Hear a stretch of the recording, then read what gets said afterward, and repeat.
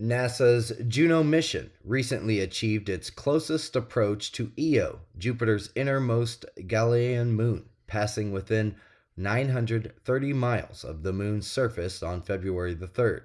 These encounters mark the closest Io passes that Juno will execute, although the record for the closest approach still belongs to the Galileo mission, which came within 112 miles of Io back in 2001.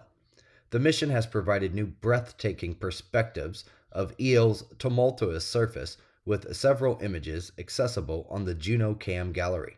Approximately a month has passed since Juno's last close encounter with the moon on December 30th of 2023.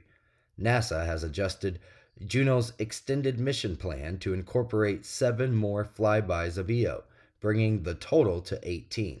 However, these subsequent passes will be progressively more distant from the moon.